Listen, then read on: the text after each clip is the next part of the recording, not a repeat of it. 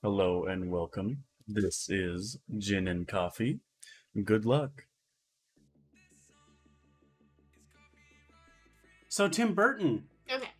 The only reason we got on this conversation, though, is because I'm rewatching classic Dark Shadows, the TV show, soap opera from the 1960s. Very important to the vampire, mythos, modern day vampire.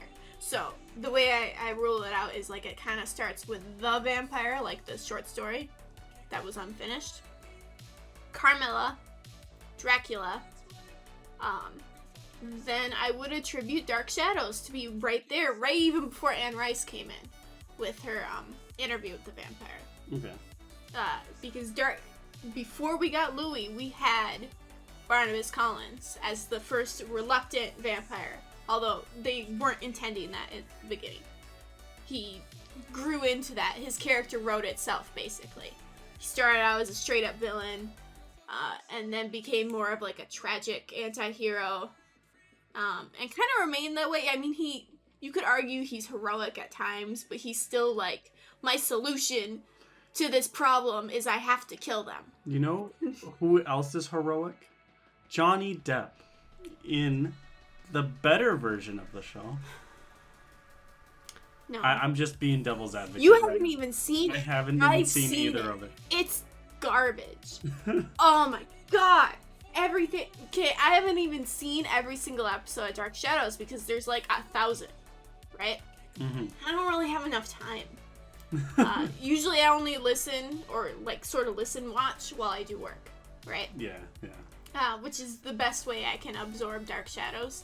It's not really enough to have my full attention on it all the time. I have to also kind of be doing something else. I feel like that's how I watch Critical Role at this point. Mm-hmm. Is that I just turn it on when I'm working, or even Audible. I have to listen to it. I have to be doing it while I'm doing stuff. Yeah, I absorb the plot better when I'm doing something else, just menial tasks. I think that's a word. Yeah, menial tasks. Whatever, that word. Which one that I'm coming up with, that's the one. Just, basic tasks. Tasks that don't require thought, that I can focus on, and then I absorb the plot of the episode way better than if I was just watching Dark Shadows, straight up. I feel like those type of shows, you don't want to ever watch it, just by itself.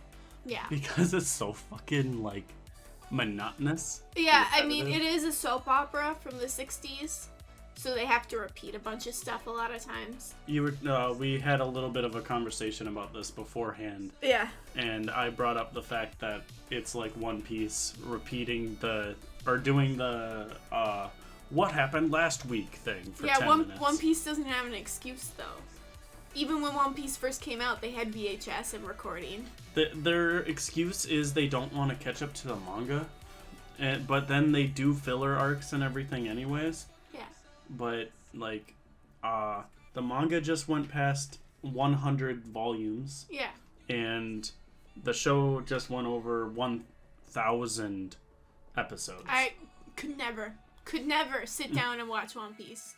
Absolutely I will never watch it. I understand that a lot of people love it, and it's arguably the greatest anime / manga series of all time. But I'm not gonna do it. It's too long. I'm gonna start reading it at some point. I read the first 13 chapters when they were at 1,013 chapters. Mm-hmm. And now that I haven't read it for a while, I think it's at 1,040 chapters. I'm like, this is too much. No, yeah, I'm not going to. He does not take a break ever, too. Yeah. If you looked at how much he's been forced to take breaks. Yeah. I'm like, what the hell? How much plot can you even get out of it? I don't know. They bring... Because it's a whole world. Yeah, it is a whole world, but, it's still the same characters that he's with. No, it's roughly, not, though, right? Because people will come in and out of his ship, from what I've heard. Yeah, but, it's still the group. The group is the same. You'll get, cycled characters, sure. Mm-hmm. But it's still the same main characters. Oh, no. I've heard that the plot development and the character development in it is amazing. Yeah. even to this day, there's still development in like the main characters, and I'm like, how? Right. How?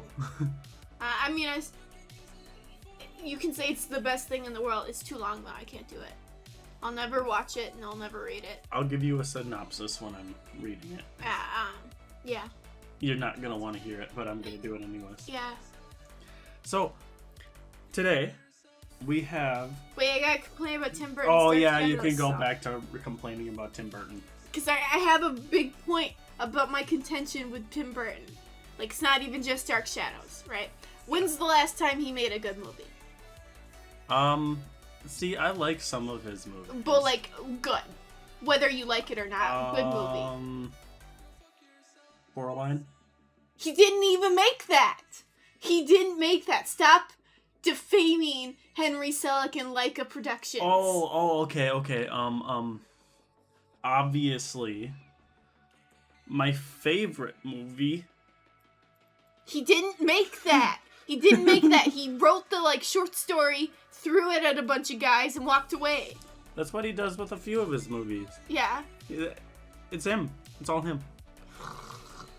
Okay, but genuinely, like, when's the last time you think he made an actually good movie? I don't remember what movies are his and what are just movies that he's put his name on. I mean, I guess Fight Club is what I can think of. I liked Sleepy Hollow. What was Sleepy Hollow? I don't even think I've watched that one. Sleepy Hollow, I think, came out in like 2003, maybe? Sleepy Hollow. For some reason, it's blanking on me. I know I've heard of it. You'll know it when you see it. Yeah. Yeah. And then, like, Sweeney Todd. I like Sweeney Todd, but many people argue whether that's a good adaptation or not. It's kind of in the middle. I actually watched it after we. I'm okay with it. Yeah. It's like it's not. I can give it the worst rating I could ever do. It's mid. Yeah, I mean, I can kind of see that. It was probably his last good one, though. Yeah. And even then, like, the way Sweeney Todd is made, it kind of shows us the direction he was going in and was going to continue going in. Yeah. Like, whether you like Sweeney Todd or not, now all of his movies are, like, trying to be Sweeney Todd. Yeah, absolutely all of them are Sweeney Todd. Yeah. Like, I think the last one that kind of, like, tried to do something different was the Alice in Wonderland, but it still kind of just became Sweeney Todd anyways. It was so dour, too. Yeah. Like, I know you like the first one. I liked it only because I did grow up with the cartoon, and I remember watching it a million times. I don't remember anything from the cartoon. Yeah. And so it was almost like a re-experiencing of the whole story, and so I liked it. Yeah, I mean, I know you like it, but it's not a good adaptation of Alice in Wonderland. Yeah. Not even of the original Disney one. Mm-hmm. It's not, like, when you think Alice in Wonderland, you think sort of uncanny creepiness mixed with fun. Mm-hmm. None of that in Tim Burton's Alice in Wonderland. Zero. There's no uncanny creepiness. There's just sort of dour, like, depression. Mm-hmm. And there's no fun because everyone's serious all the time, which I feel like is supposed to be the opposite of Wonderland. We had this conversation on a past podcast episode. We did? Yeah. We actually did have... I was complaining about it. Because you were screaming about, like, and why the hell is there a war and a dragon? Like, what is this? Any of the things, though, that I'm saying are not things that haven't been said before about it. Yeah. Many people have complained about Tim Burton's Alice in Wonderland. Yeah. And I'll give credit to the second one. The second one tried to be more fun. I really like Tim Burton's style, but it doesn't work in 90% of movies. Yeah, well, and even then his style, like, the style that he's done nowadays, and have been for almost 20 years now, is just so, basic. Yeah. Like, it's not, it was amazing when it first started, because it was, like, it was different. It's, like, below standard now. Mm-hmm. Like, oh, look at this kooky outsider, like, you know, I wear dark makeup and pale skin, because I hate black people. Whoa! Where did that come from? That's Tim Burton, actually. Did you not hear about that? No. Tim Burton's a total racist. Whoa! Yeah, he said that he won't cast black people in his movies because it doesn't fit his aesthetic. Jesus. Yeah. No, he Oh fucking my sucks. God. But, someone argued, too, that they're like, oh, well, Samuel L. Jackson was in that one movie. One black man, and he was also the villain. Oh, no. Oh, no. But, like, his style, too, is just, like, bare minimum. Look at this creepy, I'm the goth kid in high school and no one understands me. Meh. Yeah. I like a thing. I'm Manic Pixie Dream Girl. That kind of shit. Manic Pixie Dream Girl. Like, that kind of shit. That's his style. Like, even his style, which was once, like, interesting, is so below standard. Yeah. He's not doing anything new. And they keep giving him gothic milestones in history. Yeah. Dark Shadows is one of them, and they're gonna give him an Addams Family movie now. Yeah. Is it with Illumination? I don't know. I fucking hope not. No, it's gonna be a live action. Is it? Is it? Oh, okay. I want He doesn't to have to give be him. fun. I want to give him the benefit of the doubt because I want another good Addams Family adaptation. It's not gonna be from him though. No, it's not. No, it's nowadays he has. He puts his name on things. He's like DJ Khaled. Yeah. He just kind of puts his names on things. Yeah, this is not Beetlejuice Tim Burton we're talking about. If this was Beetlejuice Tim Burton, I would say, yeah, he could do an Addams Family. Mm-hmm. But nowadays, Tim Burton, it's not going to be fun. Like, Addams Family is fun. And he's going to make it stupid and serious and, like, dour. Yeah. I hope he goes out of his way to do something like if he does another black and white movie. Yeah.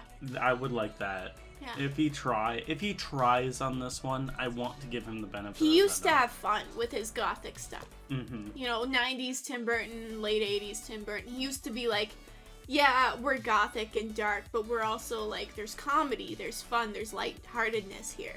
Even if the comedy's a little bit like black comedy, right? When's the last time we've seen that from him? We haven't. No. We have not. No. I don't think there has been one in a long time. No. I mean, once you hit like almost 2 decades of nothing good or interesting, why do they keep giving him stuff?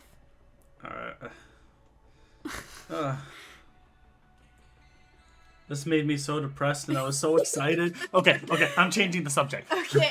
Point is, I hate the Dark Shadows adaptation. I don't think it's at all what modern day audiences, they don't deserve to be introduced to Dark Shadows that way. Like, he tried to be an adaptation / parody, and he did neither. So, our first real topic. I took a ton of notes for. Yes. And I wanted to get your reaction because I know you hate it. The first 2 seasons, I kind of just took notes of like what the episode like synopsis is. We don't need synopsis. But then in the 3rd season, I was just like, okay, I'll actually try to give like my brain power into this. And so the 3rd season, I only did the first 8 episodes because I wanted to get my thoughts out about those, and then on the 8th episode we can just go all out on like the last thing. Yeah. We're talking about Hannibal. Yeah. So both of us are relatively new fans of the series. I didn't watch it when it was airing. I knew about it when it was airing. Like, I was on Tumblr. I'm still on Tumblr. But I wasn't watching it, and I wasn't in the fandom. At the time when it was airing, I was still a weeb. I knew about it around the time of the 2nd season was coming out. I did not watch it at all. It was always on the shelf, like the first shelf I would look at for movies when I would go to Best Buy. It was always right there, and I was like, that looks interesting, and I love Silence of the Lambs. I should get into this. And I'm like, who is this beautiful man on the cover? Yeah. So I watched the show first. And then I was like, oh, Connor, I love this very much. And you like homoerotic shit. Why don't we watch it? Whoa. You may be right, but don't call me out on that. Okay? It's kind of my favorite genres, basically. It's a lot of my favorite things. I love toxic romance. I love that shit. Mm-hmm. I love it when they tear each other apart, but it's still, like, also the most romantic thing in the world. I was watching... Mixed with horror and gore. I didn't get to finish it. I think I only got, like, 20 minutes in. There was an hour-and-a-half video about... It just said, homosexuals and toxic love. Yeah. And it was just Hannibal. Yeah, the gay appeal of toxic love. That's what it was called. Yeah, I've seen that video. And I saw the one that he talked about with Hannibal. I love it. It's a really good video, and it's very concise about why a lot of queer people love toxic romance, specifically. Mm-hmm. And yeah, I love toxic romance. I mean, positive, healthy romances in media I think are important, but I also think that it's good to just do whatever you want. It's good to have a variety over just one thing, Mm-hmm. And personally, for me, I love horror romance with monsters. And Hannibal is basically that. He's a beautiful man is what he is. Yeah.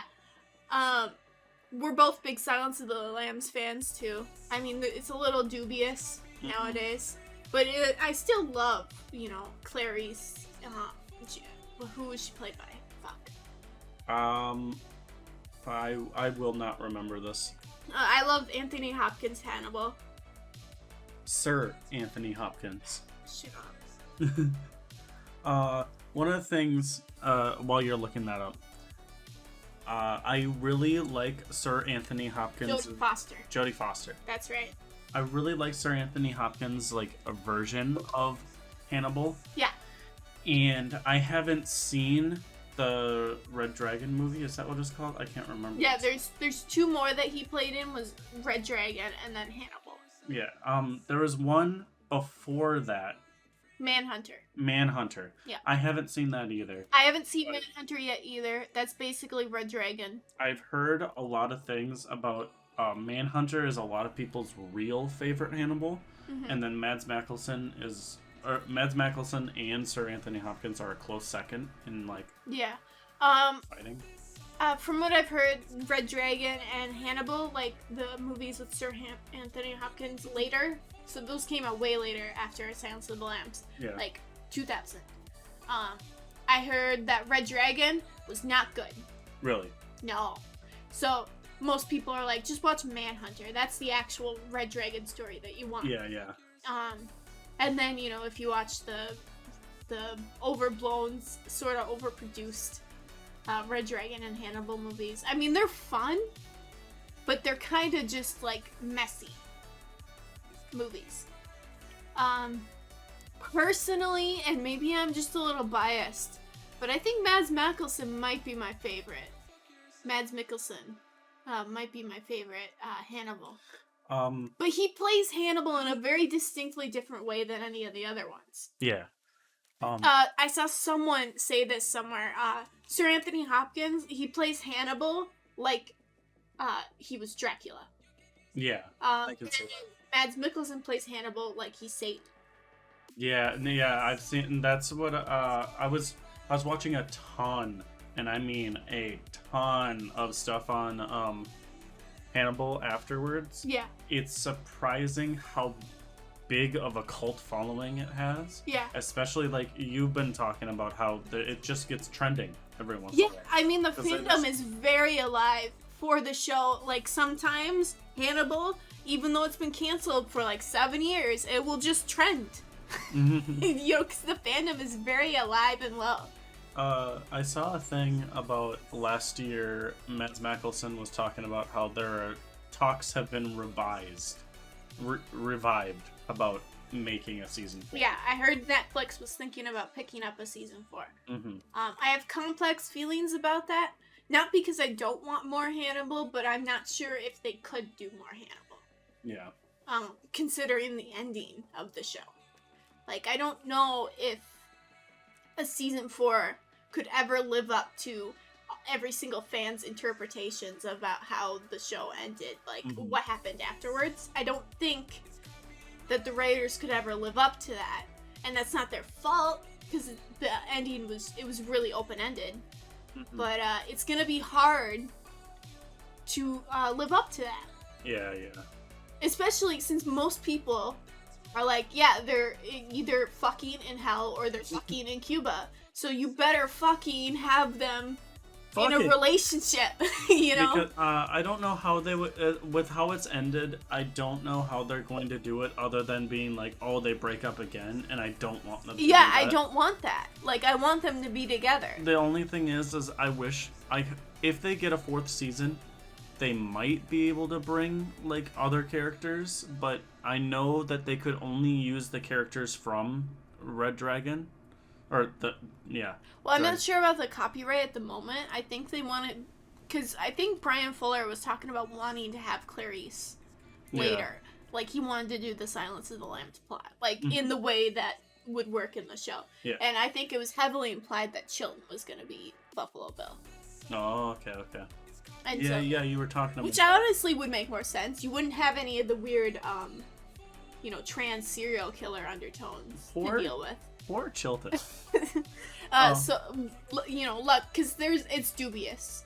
Like, people still talk about Buffalo Bill and how sort of, hard it is to reconcile him with, there are, because I'm sure there are trans people who love Silence of the Lambs, but they're also like, ugh, Buffalo Bill, giving bad vibes over there, so you would completely omit that issue by having Chilton as Buffalo Bill. Yeah.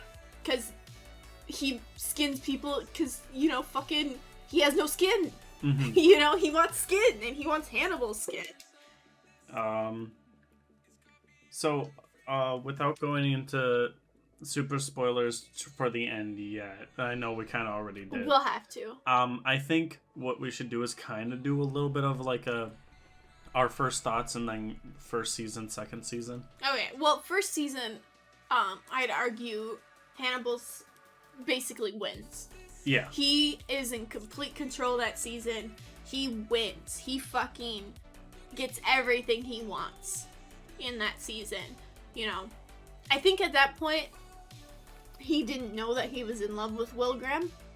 So he was still looking at Will in much the way, like, a scientist that's fascinated with a specimen looks at something. Yeah, he was using Will a lot more than in later seasons. I think the first season he was really just using him because he was another person. Yeah. And he found a little bit of a fascination, but it was like later on he really fascinates. Yeah, like season 1 he's extremely fascinated with Will, but I don't think he even realizes the depth of his feelings for Will in season 1. So he basically, treats everything like how he's always treated things his entire life up until that point. He's not quite been knocked off his pedestal and forced to deal with the fact that there's this person who he views as an equal. Yeah. So he wins season 1. I think one of the best things about season 1 is the very beginning, because the first 2 episodes you don't see Hannibal being Hannibal the Cannibal. You don't see him kill anyone. You don't see him You don't really see you see implications, but you don't see nothing. And I think that's one of the best ways to have started that, because they turn him into a villain after the first 2 episodes, but it's really setting up every single character up in the first 2 episodes. Right. Speaking of the first episode, I really like how they introduced Will in this first episode. Yeah. Like, we are at the entirety of the episode is basically forcing us to truly sympathize with Will. He's a dog person. He's this innocent, like, mentally ill man who just wants to be left alone, and people keep harassing him and putting him in, like, situations that he's not comfortable with. He loves dogs. I said that already. But the thing that I like that sort of, contrasts that is, like, the very beginning of the episode, where there's that murder that happens. Like, we don't see any context or anything, but the first time we see Will, we see him kill people. Yeah. Which I think... Yeah. I'm not one of those people who's like, oh, Will was always gonna be a killer. Because I think that's kind of an ableist take. Mm-hmm. You know, oh, he's autistic, so, you know, he's gonna murder people. No. No. This is...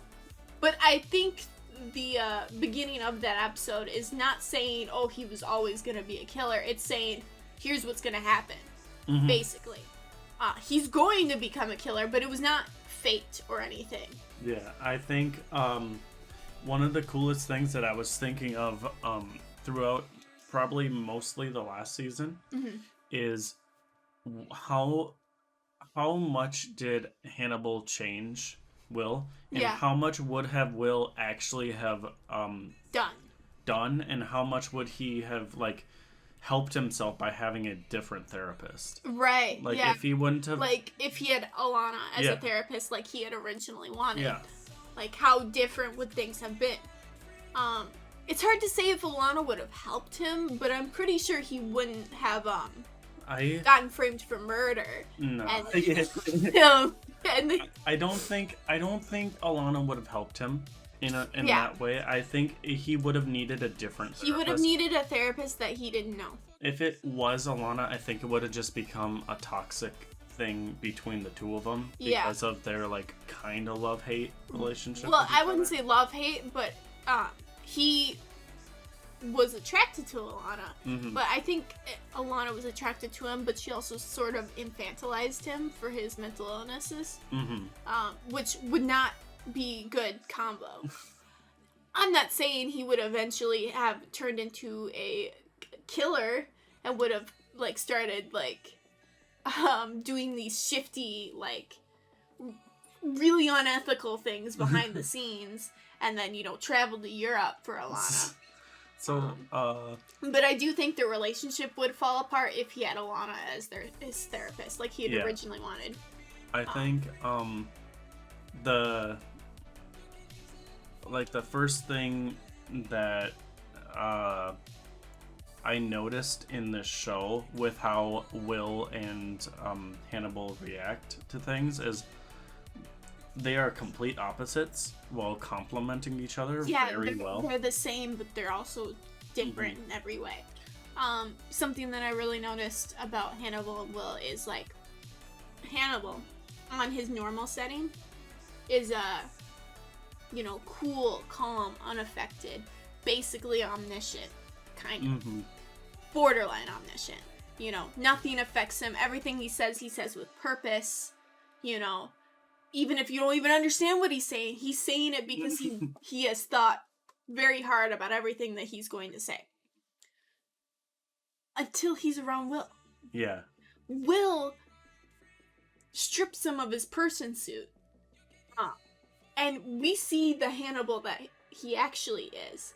And that is a violent, really unhinged,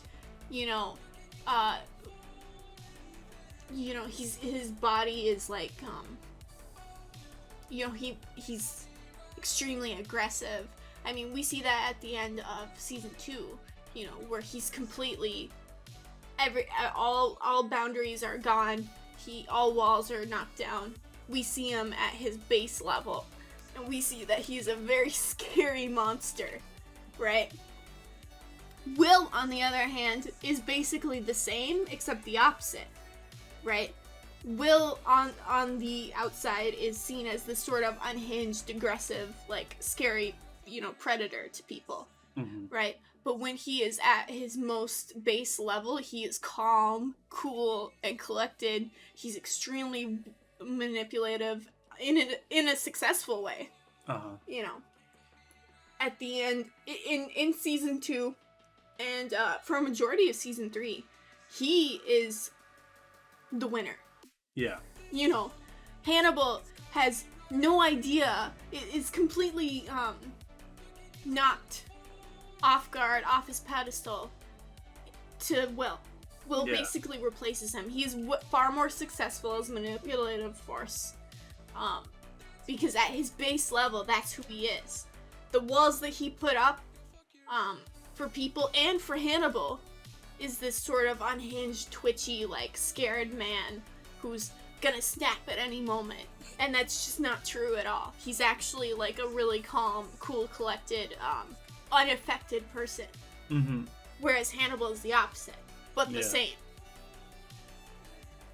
I love just in general the character interactions with every character. Mhm. Every character has such a depth for like what their beliefs are. Yeah, we know exactly who they are, Mm-hmm. roughly. Even in season 2, where we don't actually get a lot of Will's perspective, we see what he does, but we don't actually see what's going on in his head like we do in season 1. Mm-hmm. We can tell what he's doing, like who Yeah. he is and what his beliefs are. We know that he's got very complex feelings about Hannibal, and whether he wants to kill Hannibal or get married to Hannibal is basically the main standpoint of season 2. They're so cute. Yeah, they're so cute. But, you know, even outside of Will and Hannibal, each character have their own, motivations. Yeah. Very clear-cut motivations. And their own, like, moral limitations. Yeah. One of my favorite but least favorite things is how forcibly Jack brings Will into things. Right. And it's just like, let's just fuck you over Yeah. at any point in The time thing- because it benefits me. Right. Well, the thing about Jack is, like, he's probably, in any classic text, the closest to a hero. Yeah. Right? The thing with Jack is he's very frustrating, but that doesn't make him a bad character. I think he's a really good character. Yeah. Even if he's not your favorite, because it is frustrating to see him continuously make the same mistakes over and over again because he can't let go of his drive to stop killers. Mhm. Like, that's his main motivation. We know that he struggles with the efficacy of what he's doing to the people around him to get to that goal. Uh-huh. We know he sees the damage he's doing, but he can't let it go. I think that that's emphasized too in like a hindsight view too. Yeah. Because in hindsight, we know that in his eyes, one of his colleagues has already died Yeah. in his care. Yeah. And he is still willing to use Will in the exact same way to stop these killers. Right, these he can't- people. He can't let go of the only thing that he really knows, basically. Miriam Lass, I think, is a really good mirror to Will, specifically for Jack. Because we've seen that he will break people for this goal, and he will feel terrible about it.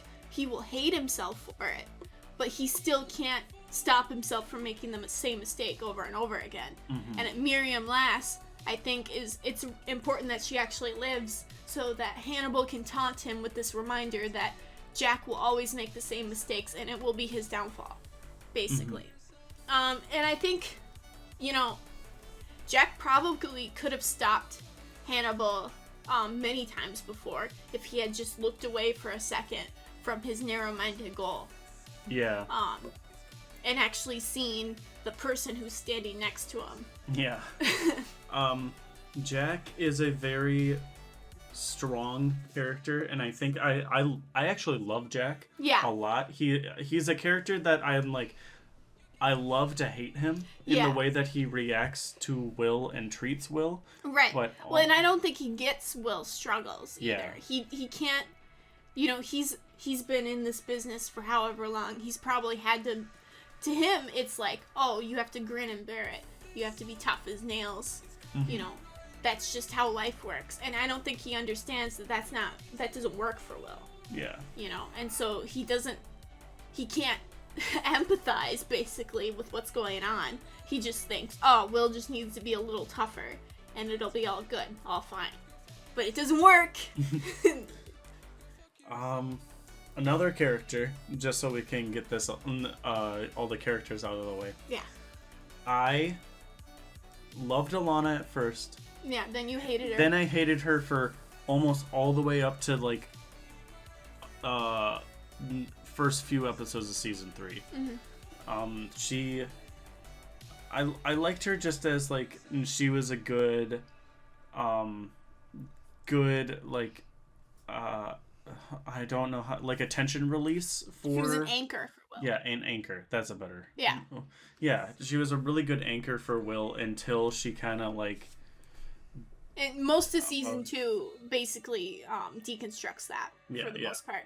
I like Alana a lot. Again, she's also a frustrating character, like Jack.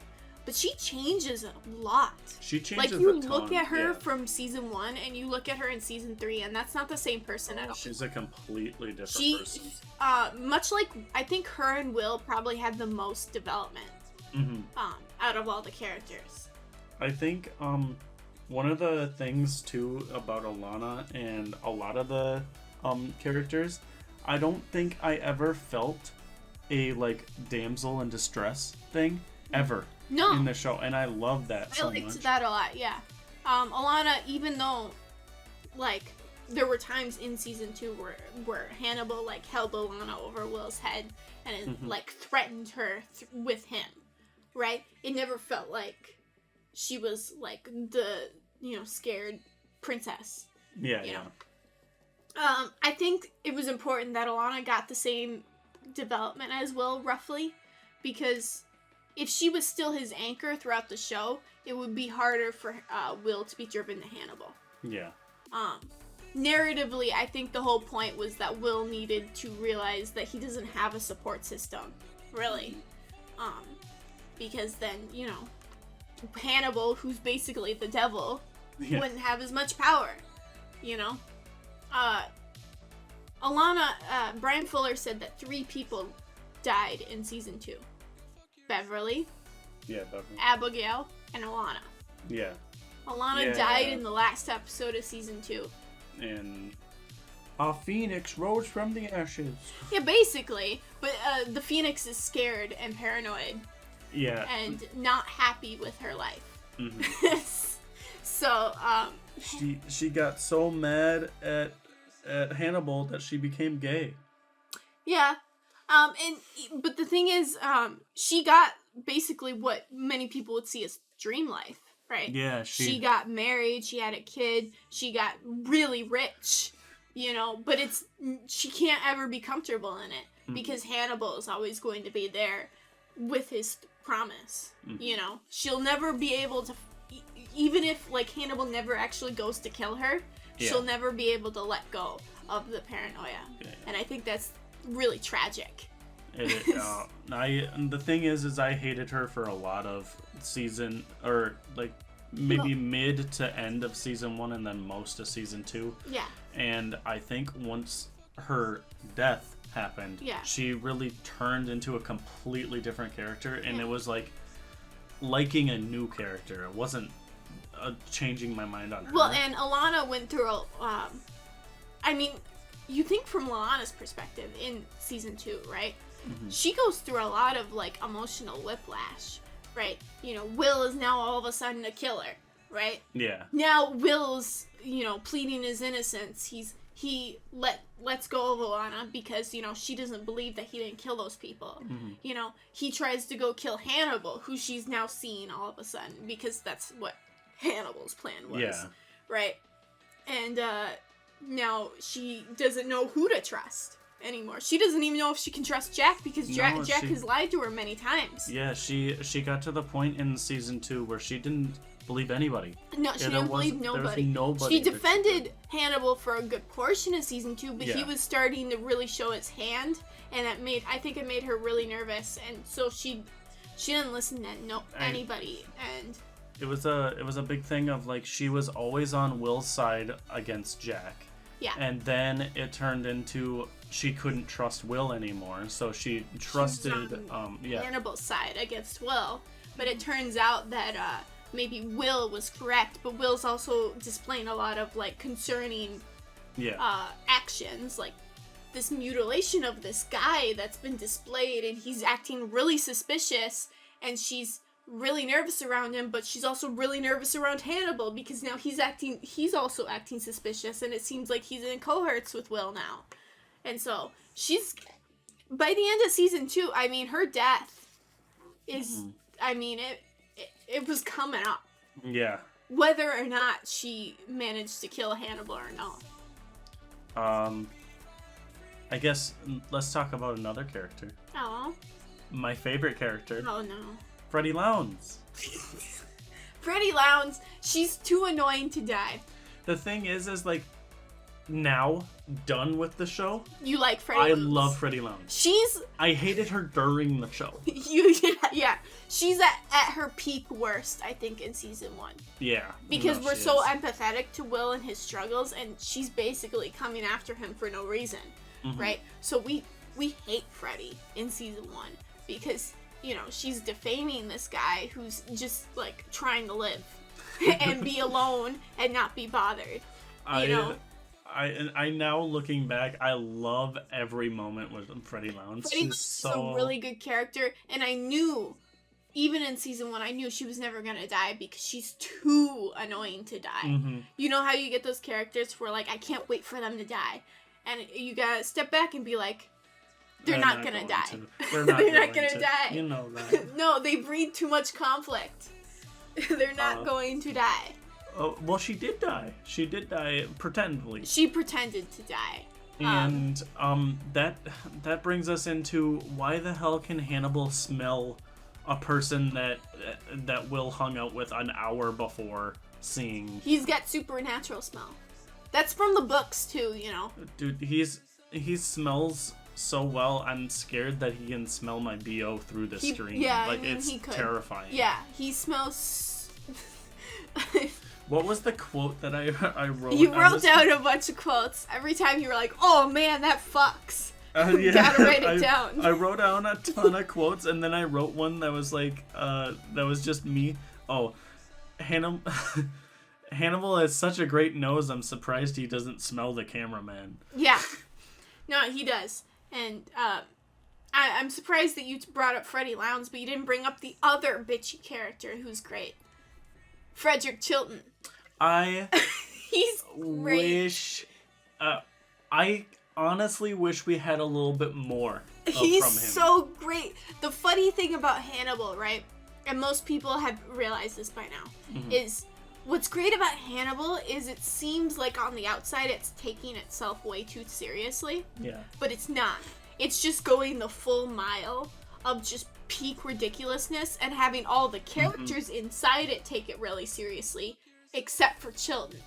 Chilton is one of us. Right? He's looking at all this shit and he's treating it like how we would treat it, except they went and they made him the joke character. Yeah, I think it's hilarious that it's almost like they put the straight man as the joke character. Yes, that's basically what they did.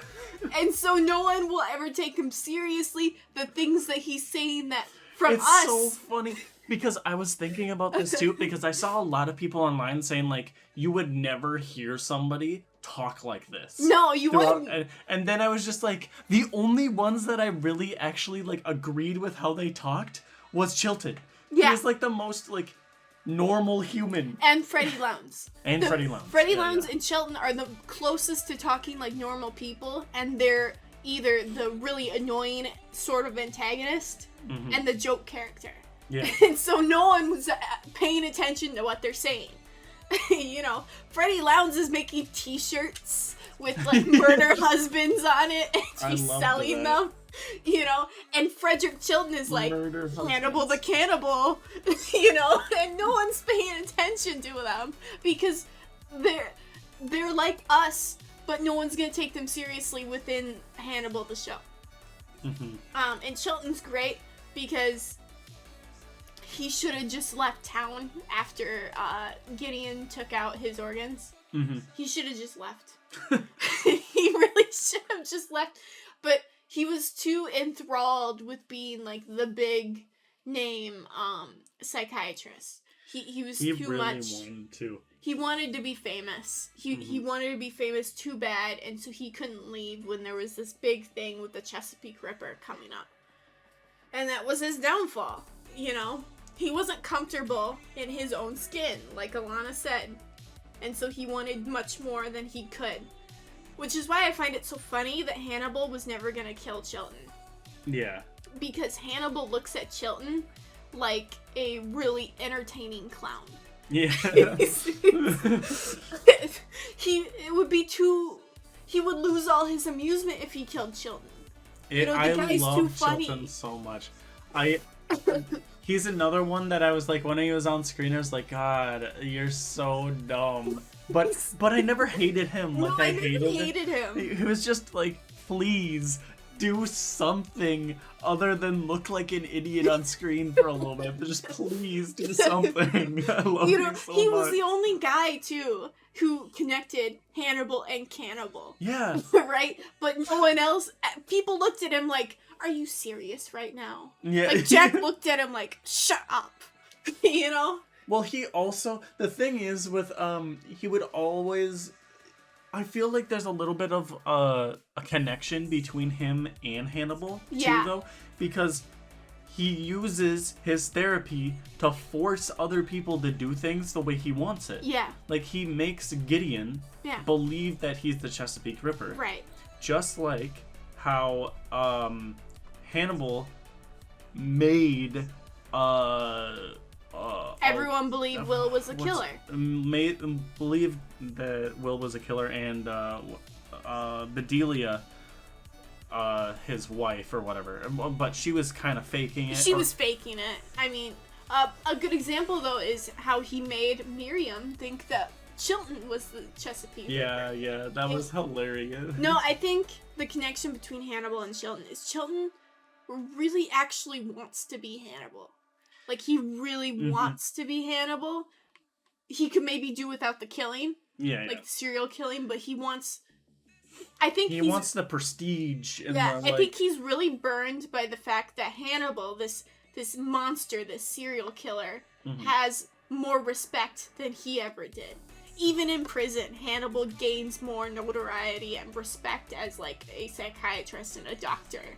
And, like, a smart guy than Chilton, who is not a serial killer and arguably still has, like, a doctor's license. He's just a poor guy. Why did they do that to him? So every season they did this thing to Chilton where they just one at a time did horrible things to Chilton. Yeah, and they progressively got worse. So in season 1, Gideon took out, like, one of his organs. I don't remember which one.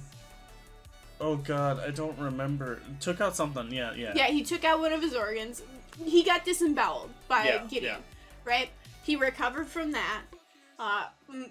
Relatively fine. You know, all he had to do was change his diet a little bit. Yeah. Season 2, Hannibal had brainwashed and hypnotized Miriam into thinking Chilton was the Chesapeake Ripper, so she shot him in the face. Shot him in the face while thinking, while he was wrongfully being interrogated by Alana. Right, he got framed by Hannibal the same way Will did, and was basically going to go to prison. And then got shot in the face. He survived that. Now he has to... he's still fine. He's still a person. Yeah. Roughly.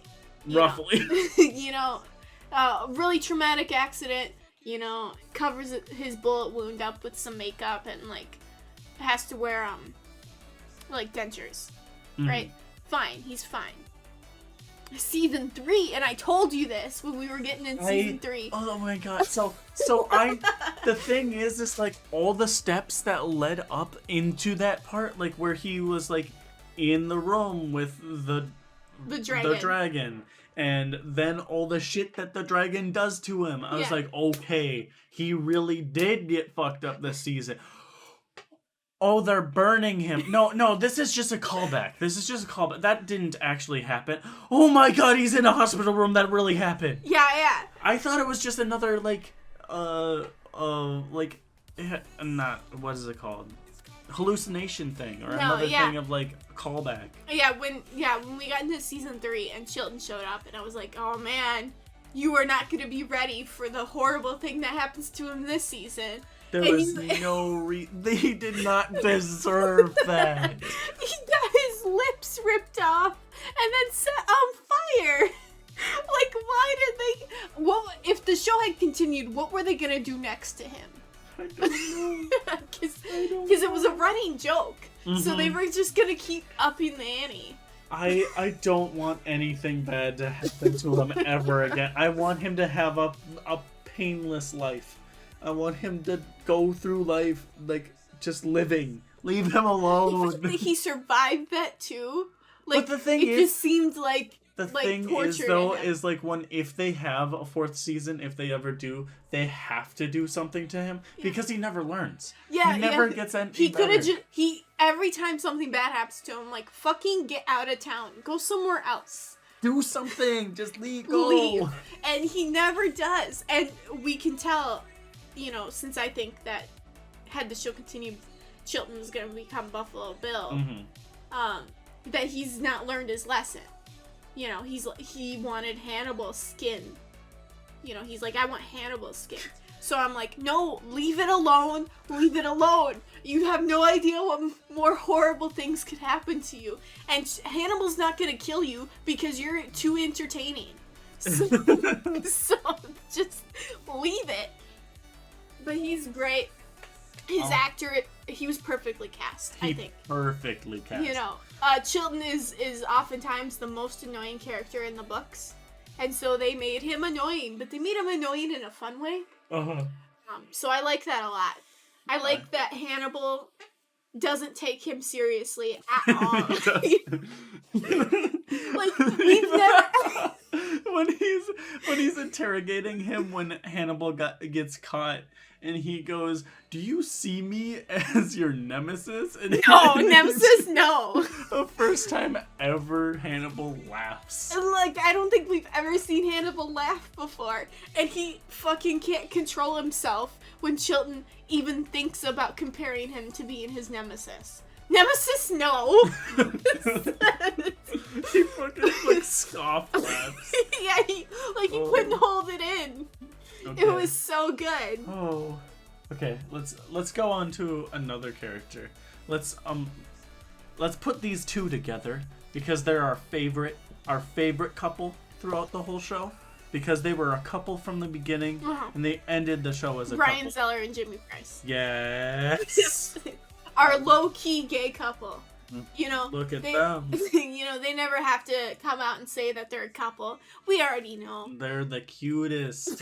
I love them. Well, I think I said something to you when we were watching season 3 together, where I'm like, Jimmy and Brian are in their own show. That's not Hannibal. They are. They're in their own like quirky crime show. I said they're in House. Yeah, they're in House. They're in House. They're in Lucifer. You know, they are. They're in some other crime procedural show. I would love for just the same plot and everything, but they show it just from their perspective. From their perspective, like, this is just an episode of CSI. You know, you got the quirky goth girl hacker from NCIS. You know, that's them. You split the quirky goth girl hacker into two people. That's Brian Zeller and Jimmy Price. I love them so much. They're in their own like quirky crime show with none of the like dramaticness of Hannibal. I feel like a really upbeat like intro for them too. Yeah, right. You know, who knows what kind of like, you know, fun quirky drama that they're having in their relationship outside of Hannibal. Tune in next week when somebody hurts an animal. Yeah. and then the one just starts. Like that's how what's his name, Jimmy, would have started being a killer. He would have been a killer if a cat got hurt. He was so broken up about that cat dying. Yeah. And Brian's like, okay, but you're more concerned about this than the children? He's like, I don't like children. What was the quote? It was like a perfect quote. He says, I might have written it down actually. No, I don't. I'm quite fond of cats, but I'm not fond of children. Yeah, that's what it was. Yeah. And, like, I don't blame him. He was so sad about it, too. He's like, oh, this son of a bitch. How could he do this to this cat? You know? And Brian's looking at him like, dude, children are dead. It's like, so? The cat. Right. And I was just like, that's you. That's you if you were in that show. And you would have been like, no, the cat. I wouldn't have a problem being Jimmy Price. That wouldn't be an issue for me. I get to live in my own quirky little crime show. And actually don't get killed by Hannibal. So it works out. Okay, so I want to talk about one more recurring character that isn't really like a main character or anything, but Jacob Hobbs. Oh, yeah. Like just the mentality of in Will's brain. Yeah. We don't even know what he's like as a person. We Uh-huh. only know that he was a killer and he was just obsessed with his daughter leaving home, so he had to kill girls that looked like his daughter. But I think he's a representation for both Will and Hannibal, and how they don't look at Abigail as her own person. Yeah. Like, Abigail, we don't actually know a lot about Abigail, because she's not allowed to actually make the choices for herself. Yeah, I Like, think she didn't want to be a killer, but she became a killer, and it's not something that she chose for herself. People keep imposing this sort of, like, personality and the kind of person she was onto her. Yeah. And that's what makes her doomed from the beginning. I do think like Jacob Hobbs and her are almost like another. There's so many reflections in the show, Yeah. and I think that relationship turns into like another reflection of Hannibal and Will, of like what could happen. Yeah. Because that's kind of what she was going through, like being part of the murders with her dad. Yeah. Was what's happening with Will and Hannibal in the first season. Yeah. And then it kind of turns into Hannibal takes Abigail and then molds her and makes her do everything for him. Yeah. And that is a way that Will could go, Yeah. but because Will is who he is, it doesn't. Right. And the thing is, it's funny that Hannibal basically does the same thing that Jacob Hobbs did to Abigail. Mm-hmm. Basically. You know, Abigail thought maybe she would be free after her dad died, but it turns out she has this another father figure right here who's doing the same exact thing. And that's why Hannibal's so willing to see the best in Jacob Hobbs. Yeah. Right? He keeps telling Will and Abigail that Jacob Hobbs, you know, there was meaning in the things that he did, and he did what he did out of love. Right?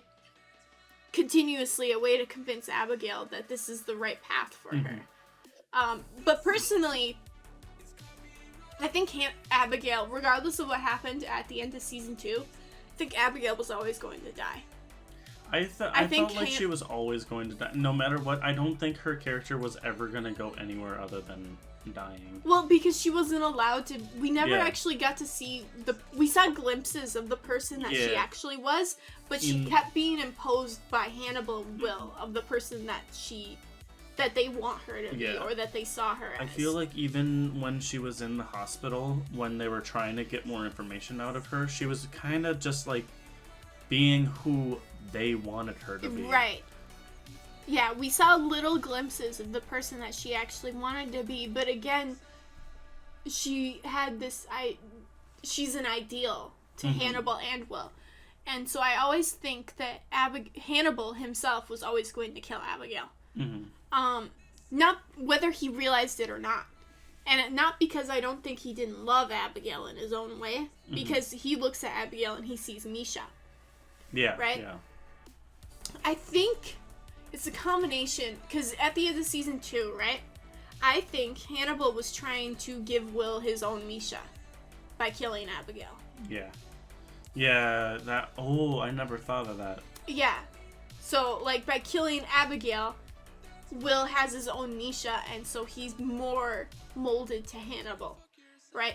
But I also think that even if, you know, Will's betrayal didn't happen at the end of season 2, let's say they ran away together and became a murder family like they always wanted, I don't think that stage would last, because Hannibal's too possessive of Will. Yeah. Yeah. I don't think that he could stand to share Will with Abigail for too long. I think it would agonize him too much, and I think it could have ended up in a much more devastating situation, because he was always going to kill Abigail whether he realized it or not, and I think it would have meant far greater consequences if they had run away as a murder family and then he had killed Abigail. Yeah. I actually love Abigail as a character. Yeah. and I feel bad for her not being her own character, but I think it works so well with what's happening. But, you know, as soon as she was saved by Hannibal, I think she was doomed. She was doomed. Yeah, like she was never going to be able to become her own person. Another reflection of that is Bedelia. Yeah. Because that's kind of the same thing, only Bedelia is her own character. Yeah, Bedelia is a person that, you know, she's one of the few people that can actually get as close as she can to Hannibal without getting bitten. Yeah. Because out of her, like, paranoia, but also intrigue. Like, she knows when to step back. When he's about to bite. Yeah, she, and a lot of things about Bedelia looking back is she's kind of almost as corruptible as Will. Yeah. With she, like, one of the last scenes with her, and one of the last things she says is, she asks Will, if you saw a bird, or a hurt bird on the side of the road, what would you do? Yeah. And he says he wants to help him. Yeah. And she was just like, I want to strangle it. Yeah. And you see that multiple times with her. Yeah. I mean, Bedelia is, as morally gray as anyone else on the show. I think what's interesting is that she is kind of on the same level as Hannibal and Will. Like, not in that she's a killer, because I don't think she is, but she's got the same sort of mindset that Hannibal and Will do. And I think that's what allows her to get close to Hannibal without getting hurt. And also is why Will hates her so much. Yeah. Because he doesn't like the idea that there is someone else out there that can get as close to Hannibal as he can. And that's why most of season 3 is just filled with Will being super bitchy and jealous to Bedelia. Like, he pays this woman to have therapy sessions where he can just be like, fuck you, stay away from my man. Yeah. And she's like, fuck you, I don't want him. Oh my god. I think the thing is too is, like, I love her. Yeah, I love her great. as an actress as well. Yeah. Too. Love her in X-Files. Of course you do. The best annoying character that makes no sense as to how you don't Yeah. know that there's supernatural things happening around her. Well, no, she's, you know, it's not logical. Oh, is it not logical when you literally get abducted in the first, like, 3 episodes? Swamp gas. Swamp gas. Swamp gas. Yeah. Yeah, no, just think of Mulder as Dib from Invader Zim. The best... And then, Dip from Invader Zim. Oh, no. Am I wrong? I hate you. Am I wrong? Oh, I'm not listening to you. And then Scully is Professor Membrane. Yeah. Yeah. God damn it. I hate you. That's gonna be stuck in my head forever now. No, but I think the best character development that Scully had was right as she got pregnant outside of the show. Yeah. And then they had to kick her character off of the show for a season. Why couldn't they just make her character pregnant? Because they'd rather put her in a trench coat for 2 episodes. That's stupid. And then have her go, I can't do this anymore! And then run away. Wouldn't it drive more drama if they just made her pregnant and then also now she has a kid? I don't know. They also, like, kept the show going when Fox left. I can't remember his real name. His actor's name. Oh, yeah. They had a full season without Scully or Mulder. Yeah, you told me that. And I was Who like, watched it? hello? Me!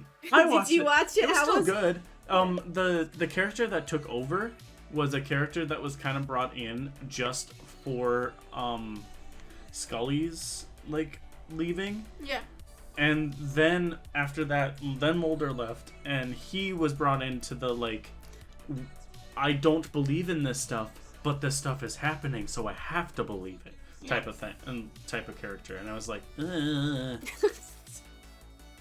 They brought him back though, right? Like, yeah, eventually. yeah, for the last, like, half of the last season. Okay. Yeah. Was it worth it?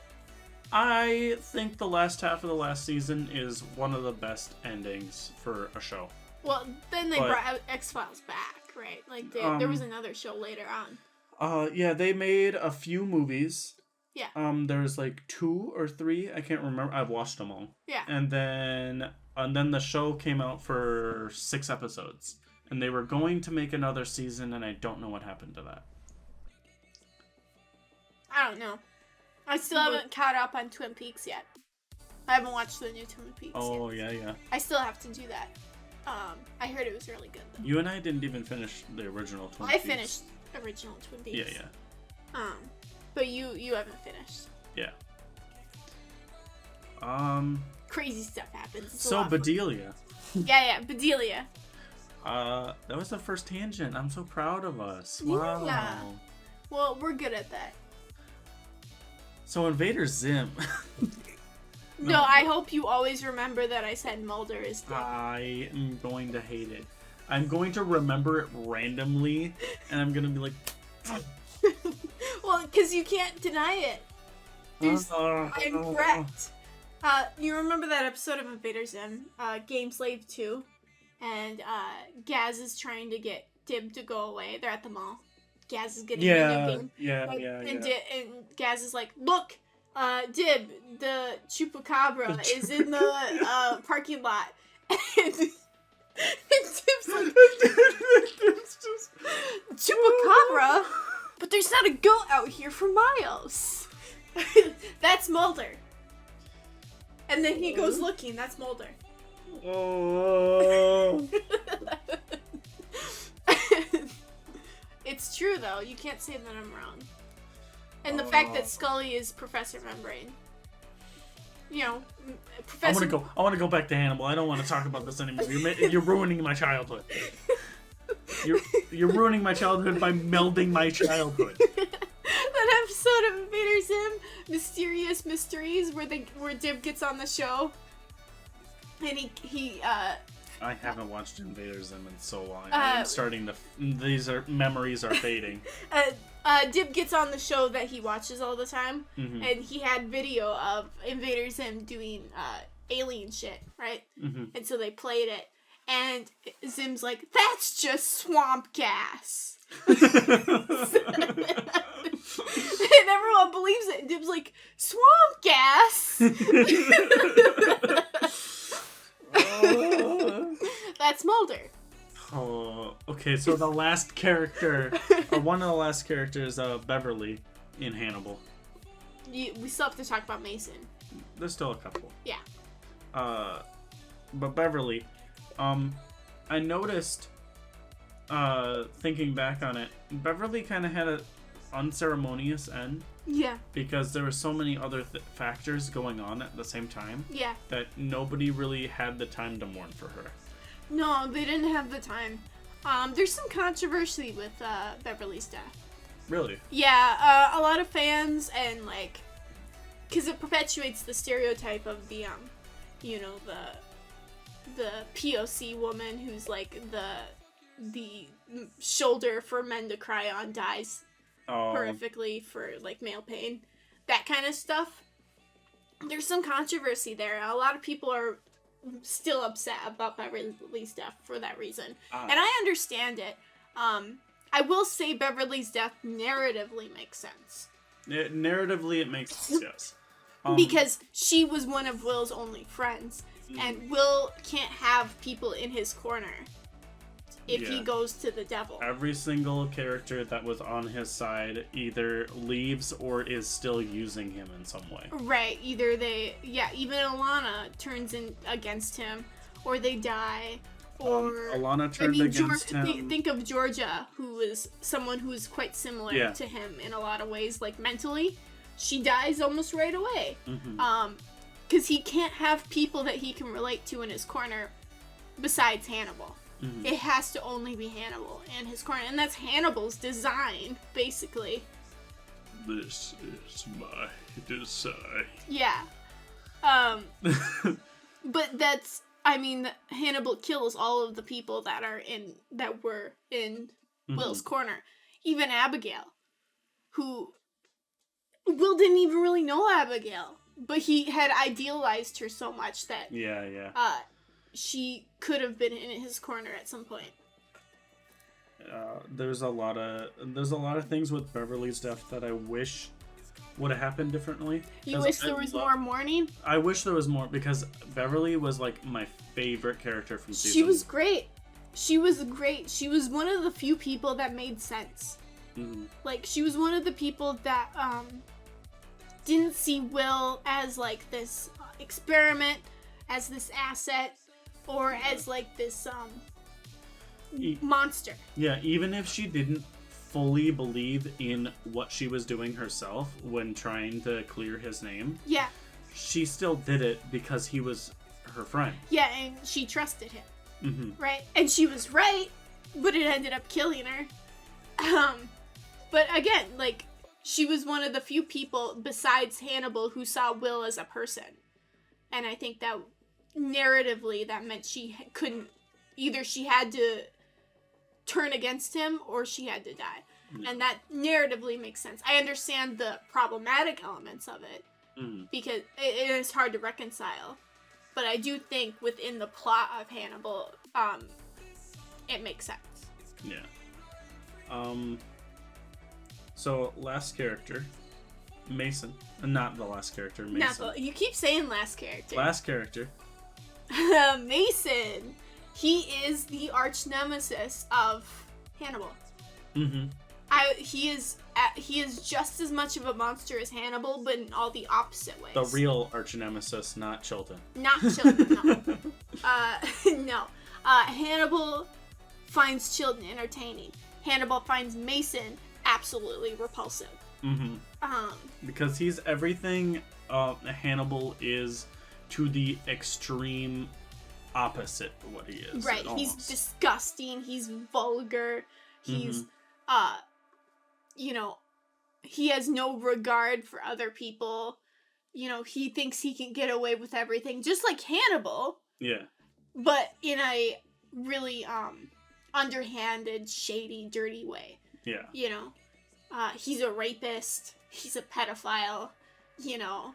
He's everything under the sun you could think of that is the taboo words. Yeah, he's all the taboo words. And everything that comes out of his mouth is disgusting. Yeah. Like, we said this when we were watching, but every time he speaks, even if it's a normal sentence, when it's coming out of his mouth, it sounds dirty. It's the exact same thing that Hannibal does with he's specially crafted all of his words to be a specific way. Yeah.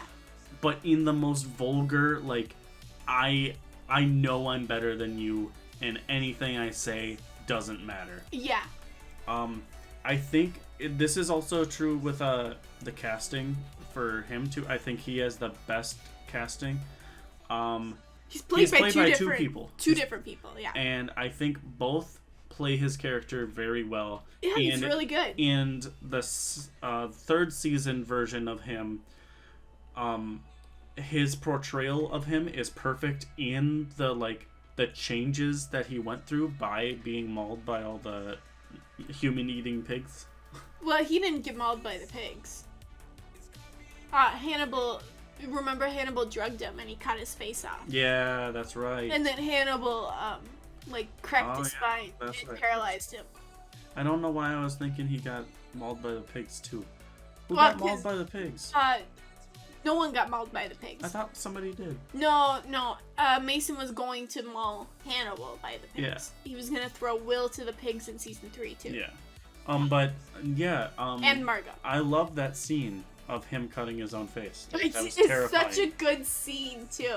Like, the minute that Hannibal drugs him and we see that weird drug trip that he's having, and cuts off his own face and feeds it to Will's dogs. Mm-hmm. And that scene with him and then Hannibal and Will, where I think Hannibal at that point thinks that Will is with him.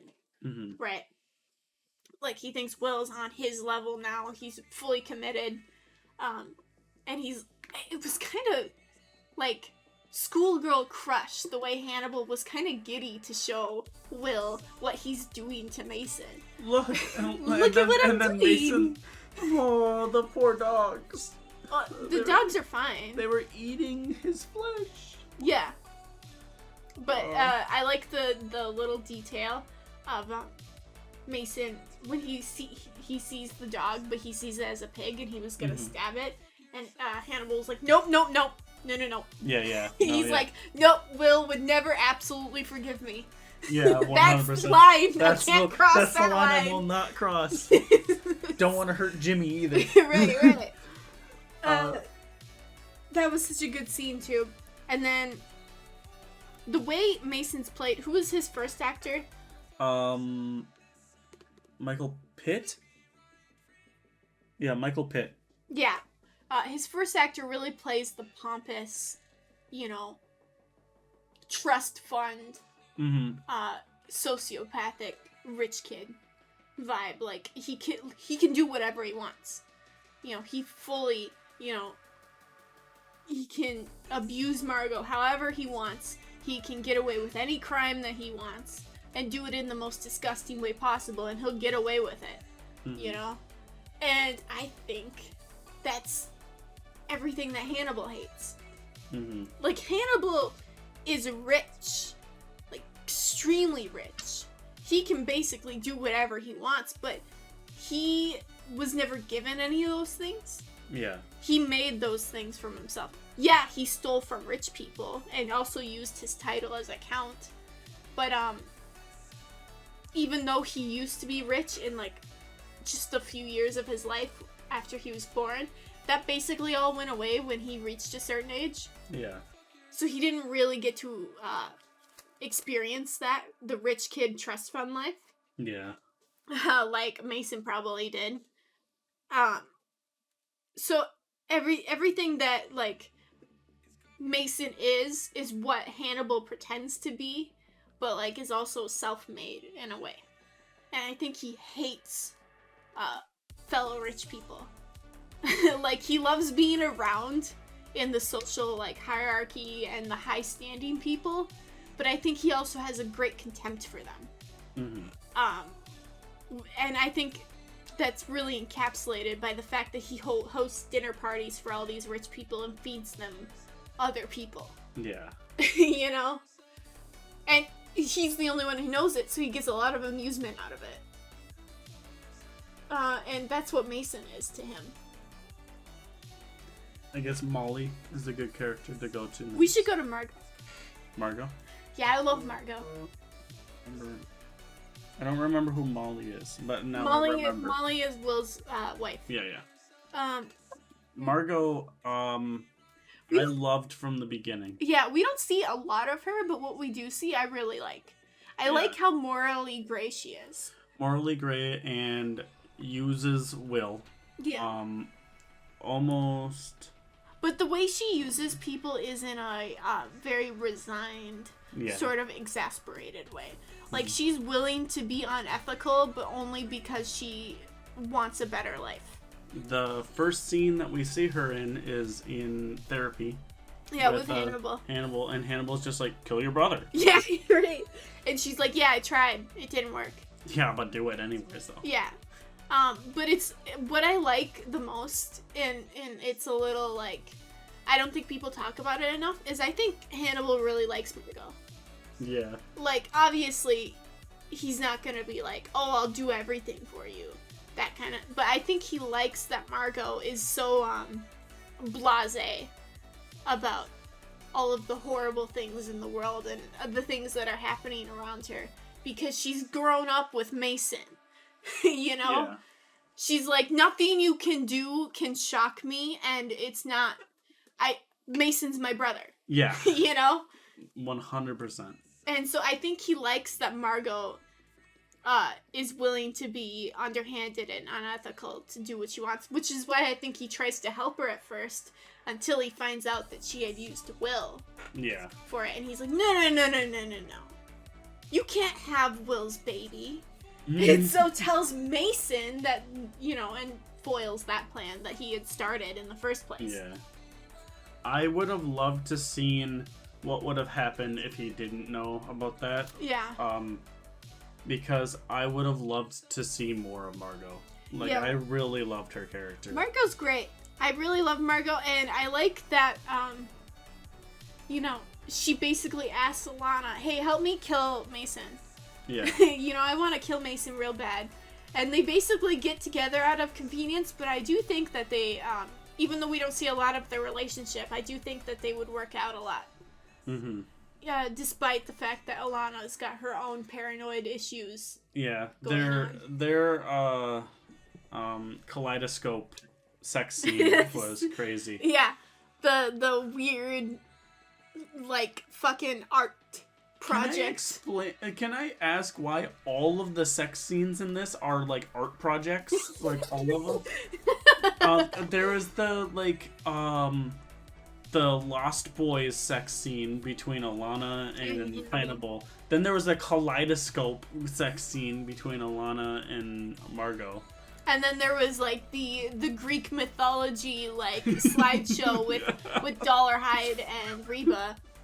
What is this? Yeah, I think that's just something Brian Fuller does. He's like, I can very much portray this sex scene, but you're not gonna see anything because it's a television show for prime time. You're not gonna see anything, so I'm going to make it the most like extra whatever that I can. Yeah, no, I think he just wanted to make it awkward and interesting. I love it though. Yeah, no, it's fun. It's a lot of fun. It's a shame though that the studios at the time were more okay with a lesbian relationship than a gay relationship. That's pretty common. They're willing, because there's something about lesbians where it's like, oh, it's not. Yeah, I've never understood that. There's something about studios that are really cagey about like the idea of penetration. Yeah. And because lesbians don't do that unless they're pegging. Ooh. That's not. There's something about, it's like this weird like, oh, I'll be emasculated. And that's it for part 1 of Hannibal. I know it was a weird place to stop, but there's kind of no good place to stop it. So this is what you get. Stick around for part 2.